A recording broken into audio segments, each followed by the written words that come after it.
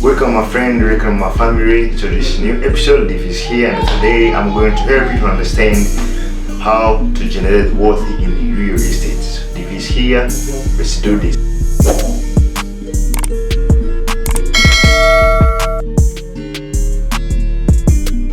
To begin with, cash flow is the king in real estate and capital gain or whatever. So I hope you understand what is cash flow and what is capital gain.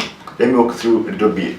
So cash flow is when you buy something and it generates money monthly or daily or yearly or whatever. So for example, maybe you buy a car, then you rent it out, then people pays you on daily or monthly, or you purchase the rental properties, then people come in your house, then they give you a money on monthly basis or daily if you are Airbnb guy or whatever.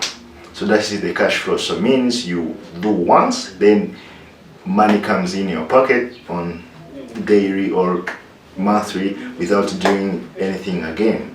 So versus capital gain is when you buy something on low price, then you sell it on high price. It's a very different scenario you have to understand. After understanding that, you're ready to go. For example, in a capital gain metric, so you buy a car on low price and you sell it on high price, like those guys for Amazon or whatever.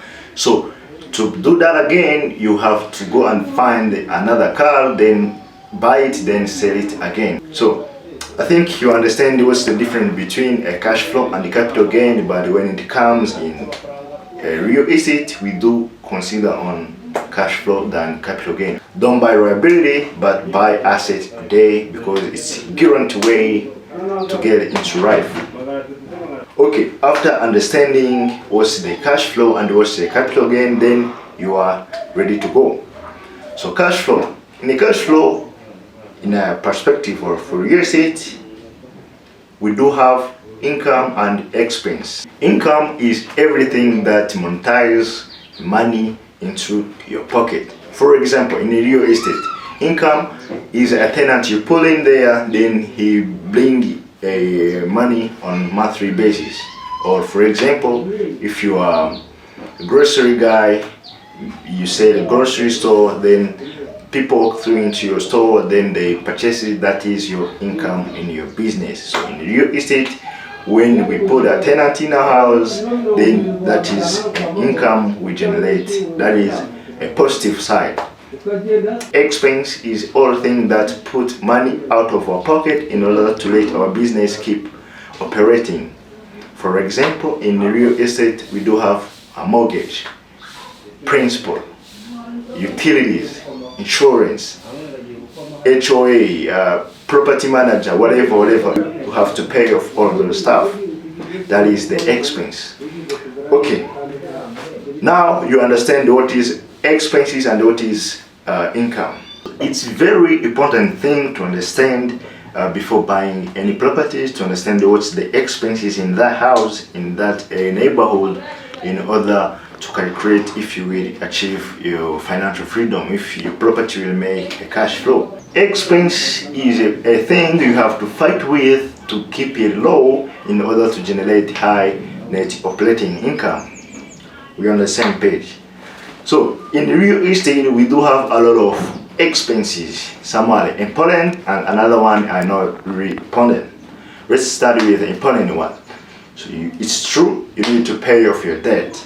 It's true you need to pay your amenities like internet, water, electricity, whatever. And also PM, property manager. That is a good thing you have to pay off in order to let your business keep in motion. So, but there are another expenses that are not really important that you should minimize in order to leverage up your net operating income. For example, maybe a garbage truck comes 3 times in a week.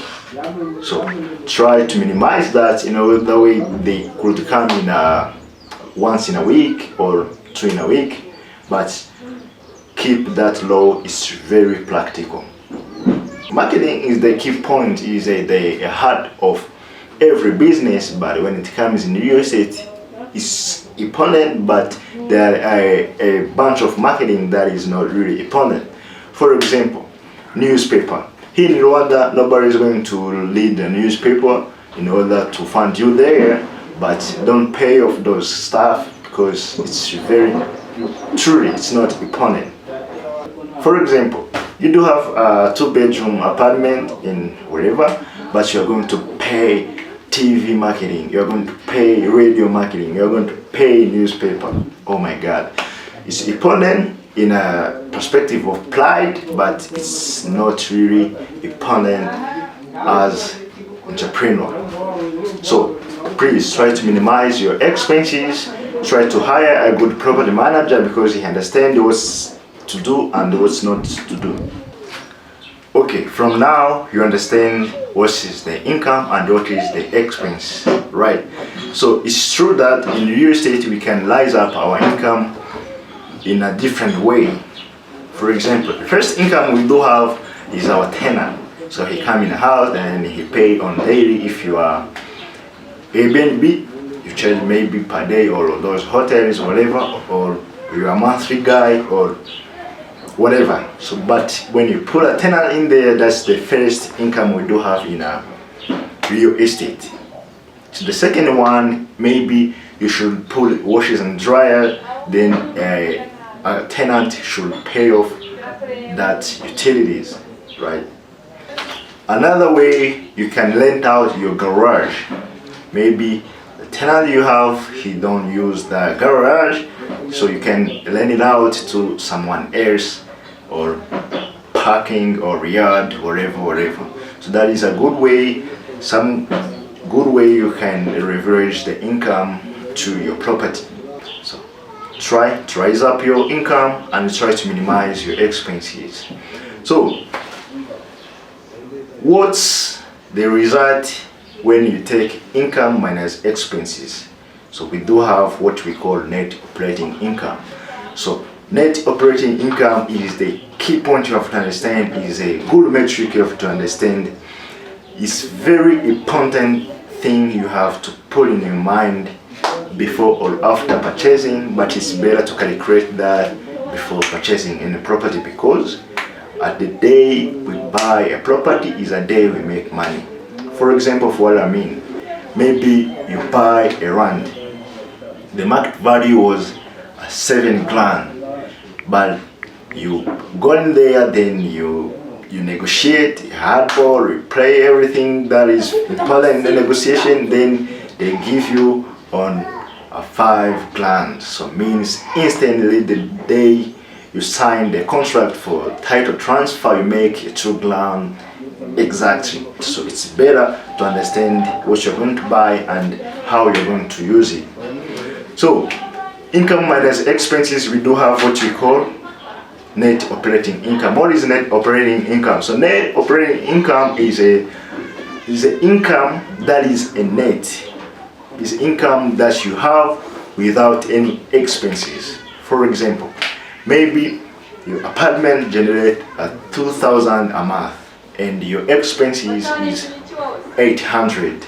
So net operating income we do have is 1,200 a month. That is your net operating income. So if you understand your net operating income, you are a good investor and you are to the right channel. So I'm going to be friendly with you if you understand what is net operating income and why it is very important. So another thing why we need to understand the net operating income is that once you are in a bank and you apply for mortgage or whatever, they need to understand this guy borrowing money, what's her net operating income. So does her expenses greater than the income or income greater than the expenses? So they are going to analyze their client in risk management. So net operating income is very important, especially in real estate as where we are. Now, my friend, my family, you understand what is income. Income minus expense is net operating income. Now, you are a good investor if you understand that thing. So, however, we do have another part which is very important. What do we call debt? What is a debt? For example, you are going in a bank, then you apply for mortgage. So bank will lend you money, then you come and buy property. real estate, whatever. But on month 3 you will pay that loan, so that is a debt. So make sure you have a good net operating income in order to make your renter to trust you. That is very important scenario you have to understand, because in real estate we use OPM, other people's money. Maybe there is a investors there, they go in bank, then they borrow money, then they invest in property or real estate, whatever. You have to understand how banks work if you are a good entrepreneur. So me or you, if you are not an investor, you are going to put money in a bank, then you are really problem to the bank because they are going to pay you the interest. If you are a good investor, you have to understand how to use a debt, because debt is a key point you have to understand, especially in real estate. So you can't own the multiple or skyscrapers without using a debt or other people's money or PM, right? For example, you as a saver, you go in a bank, then you deposit your money, your saving account, those kind of stuff. So, but truly, banks need me or you as investor to borrow that money, then pay off that interest rate, then that guy, they make money, right? So that's why you have to put your money there, then me, I will come and take that money, then buy asset, then you stay there, you are not gaining anything, but I'm using your money to generate worth, right? So it's not important always to use bank. You can use seller finance. How it works, you go to the family or friends, then you say, man, I need money to invest in real estate. So he will bring you money. He will not ask you credit score, income statement or whatever, or liens, whatever, but maybe he will ask you a high interest rate than bank, but you are ready to go without showing up your income statement. So seller finance is very important if you do have a friends, family that have a good income, right? So in real estate, it's better to create a team. For example, there are a guy who will bring finance, there are a guy who will bring hustle, there are a guy who will manage the deal. So you, as a manager, you have to understand all those stuff as it is in order to operate that deal as a deal manager. So if you are going to pick up a good deal manager, you have to understand and you have to trust him before creating anything. So now you understand income, expense, net operating income, then we do have a debt. So after paying off our debt, we do have what you call cash flow. This episode is for cash flow. If you buy right, a tenant is going to pay all your debt. Then after a year or 10 years, if you applied for 10 years, 5 years, whatever, you are going to achieve financial freedom. So the next thing, do that again, because you are making infinite return on your property. So the key point is to buy right, is to understand what you are going to do and how to tell your money where to go. So if you need to buy right in Rwanda, in Africa, it's better to pick up a good realtor to help you to understand what you're going to do and help you to seek for a good deal everywhere. It will be easier for you to get a good deal if you have a good realtor who understands what you need, you as investor. He will create a folder of all deals that achieve a cash flow. Then you will analyze it as ahead of the game. Yes, in Rwanda, it's very guaranteed to buy ongoing project. It's a approved way you can buy a property on low price and in a good location. Period. In Rwanda, that's how it works.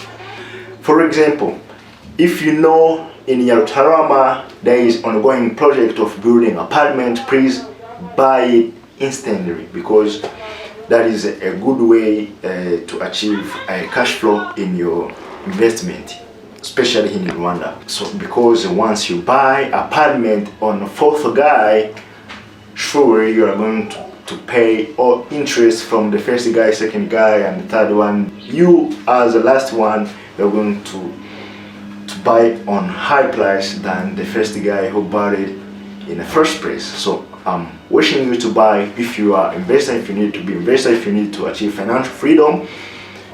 You have to buy properties still in a project, still operating. So there are installment in each investment project, especially in Rwanda. There is a 40% in a foundation, there is another 40% to finish the project, then the 20% to get a key. So you pay in installment. It's easy peasy. So it's very important. It's very important to understand what is a cash flow before buying anything, and you need to be a good investor, because a good investor understands what is a cash flow, what is income, and what is expenses. So income, expenses, net operating income, debt, cash flow, infinite return. So now you're ready to go. Stay tuned. Thank you.